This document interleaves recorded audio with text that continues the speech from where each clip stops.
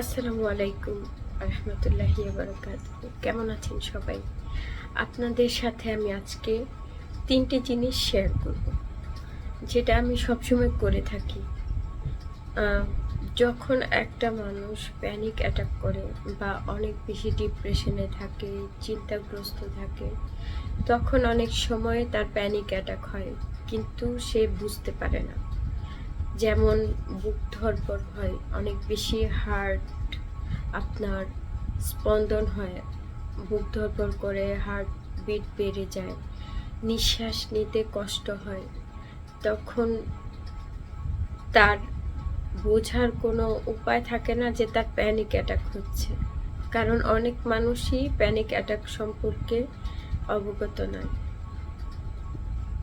আমার এমন প্রায় সময় হয়। তখন আমি কি করি, তখন আমি আমার বুকের বাঁ পাশটায়, যেখানে আমার বুক ধড়ফড়ানি হয়, যেখানে হার্টবিটটা অনেক বেড়ে যায়, আমি সেখানে হাত দিয়ে একটু চোখ বন্ধ করে পড়তে থাকি।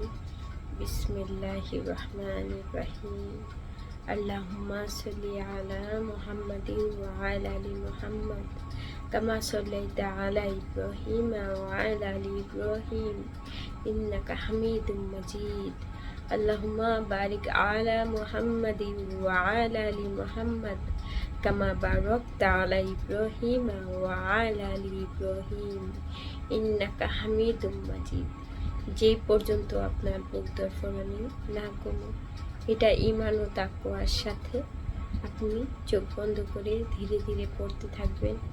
ইনশাল্লাহ এটা থেকে আমি রিলিফ হই, আমার টেনশন কমে, আমার যেই অস্বস্তি, যেই কষ্টগুলা, সেগুলো কমে যায়। দুই হলো, আমাদের প্রত্যেকেরই অনেক মাথা ব্যথা থাকে। মাথা ব্যথা আমরা অনেক কষ্ট পাই।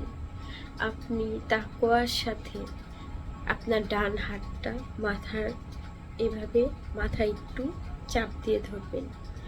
ধরে তখন আপনি 7 বার সূরা কাউসার পড়বেন। বিসমিল্লাহির রহমানির রহিম। ইন্না আতাইনাকাল কাউসার ফাসাল্লি লিরাব্বিকা ওয়ানহার ইন্না শানিয়াকা হুয়াল আবতার। এটা 7 বার পড়ে, হাতে এভাবে ফু দিবেন, হাতে ফু দিয়ে এভাবে মাসা করবেন, এভাবে 3 বার মাসা করবেন। দেখবেন আপনার ধীরে ধীরে মাথা ব্যথা কমে যাচ্ছে। তিন হলো গিয়ে মেডিটেশনের মতো।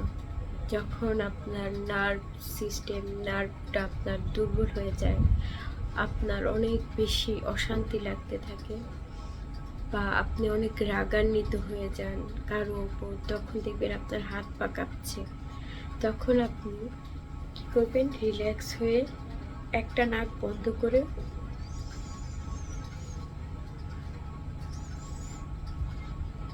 এভাবে কিছুক্ষণ থেকে পরে আস্তে আস্তে আবার,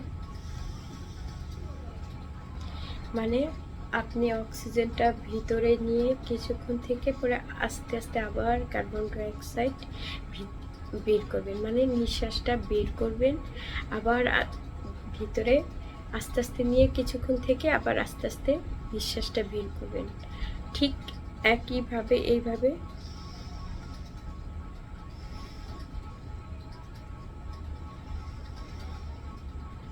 এইভাবে কিছুক্ষণ করবেন, 1-2 মিনিট, দেখবেন আপনার অনেক বেশি স্বস্তি লাগছে। সবাই ভালো থাকবেন। আল্লাহ হাফেজ।